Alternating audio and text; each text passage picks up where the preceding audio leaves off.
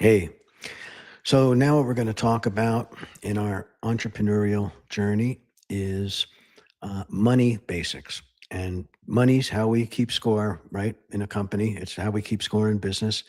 You have to have more money coming in than it's going out. So you have a profit. That's basically how a business works, right? So everything that you sell, the revenues you get have to be more than your expenses, right? Um, and so that's what we're going to talk about today. And this is something near and dear to me. I teach corporate finance and accounting and bookkeeping and all the things about how money flows through a company. So this is basically the basics of that. And the way I'm going to talk about it is with the pizza game.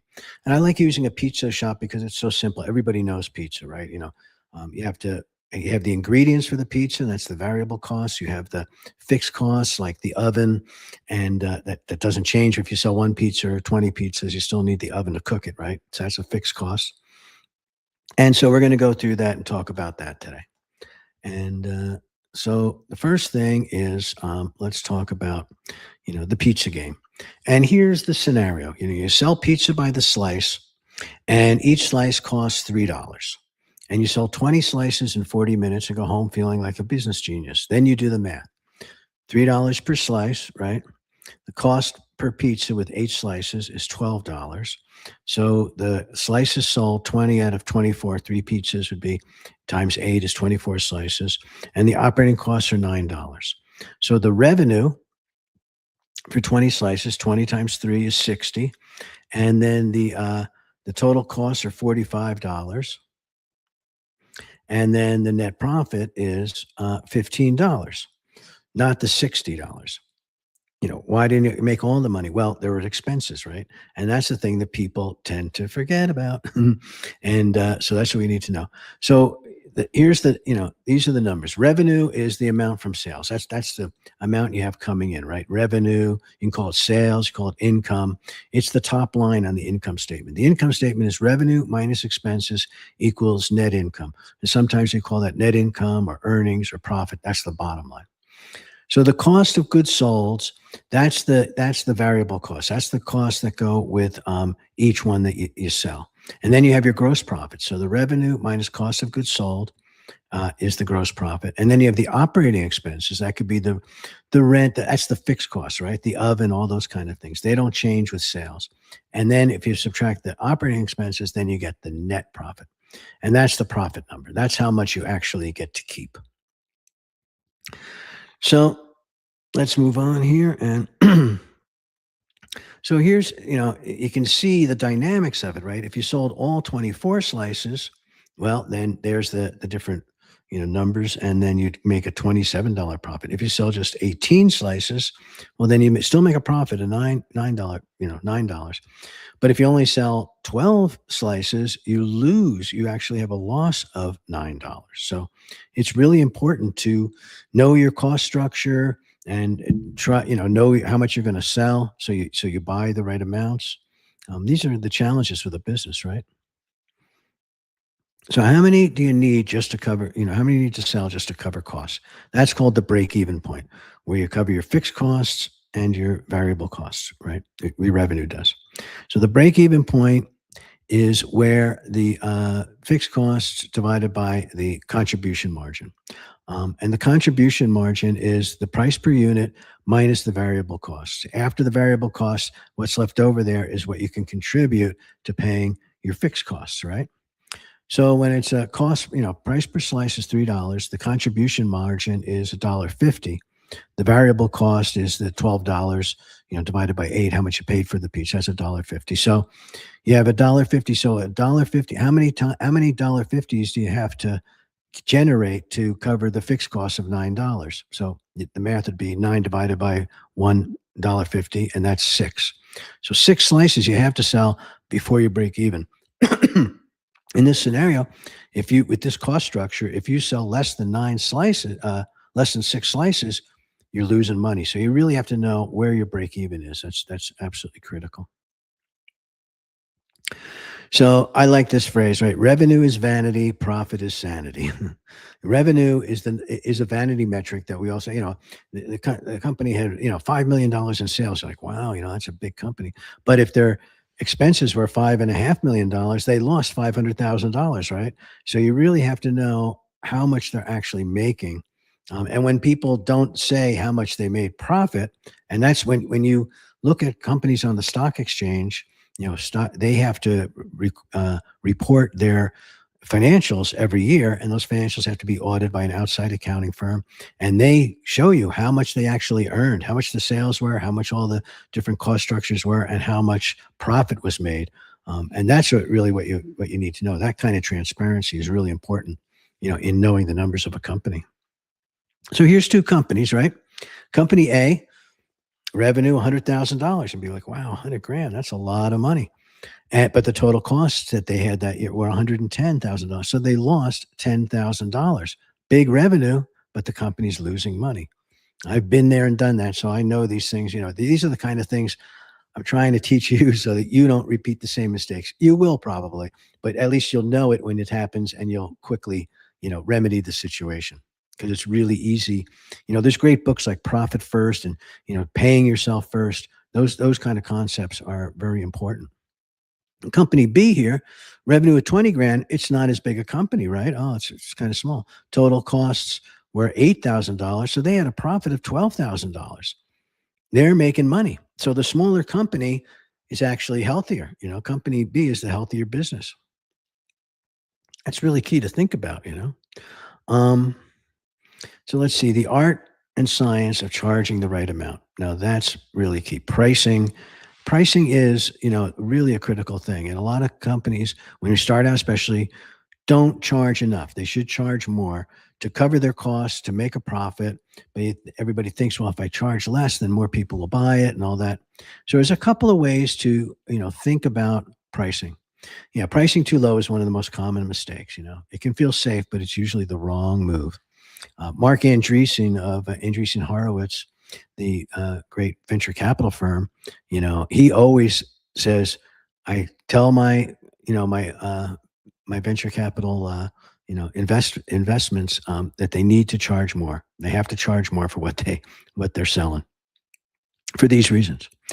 But cost plus pricing, that's the way, you calculate your costs and then you add a markup to cover and make a small profit.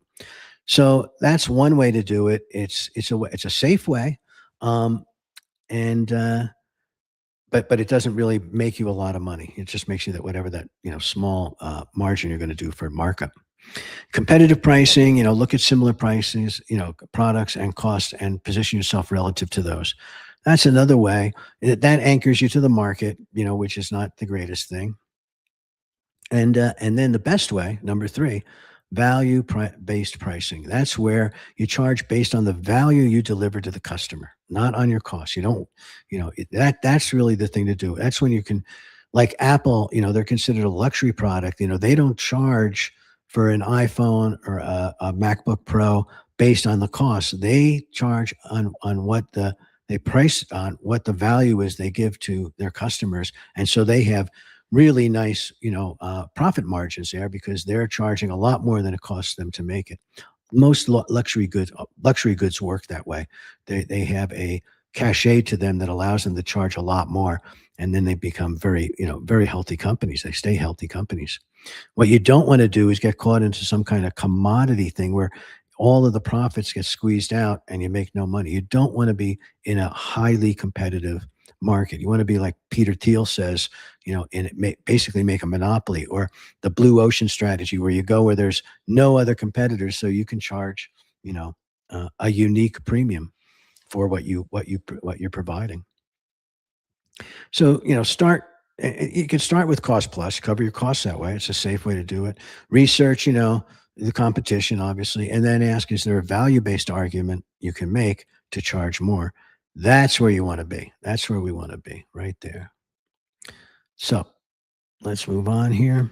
So, make a financial dashboard. This is the thing, and you look at the different weeks and how much money you made each week, and track these different things: your revenue, your cost of goods sold, your operating expenses, and your net profit, and see how you're doing. You can see here in week 3, you look at the red number there for net profit. Revenue dropped, and then you ended up losing money. then that surfaces the question, what the heck happened? And then you start to try to figure that out, be a good detective and figure that out.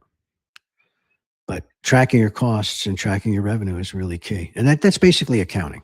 What we're talking about here is you're starting to do accounting on your company, and then you're making financial decisions based on that. So here's, a cash flow problem. Cash flow is about the timing of when cash comes in. You don't want to have a bunch of expenses and get your cash much later. You want to try to get your cash before you get the expenses even, but certainly at the same time. So you don't get into a situation where you don't have cash, you don't have money. You have these accounts receivable supposed to come in, but you've laid out the money for the expenses, and then you get into a bind. A lot of people, we use a line of credit to sort of smooth that out, but that can be dangerous unless you manage that very well.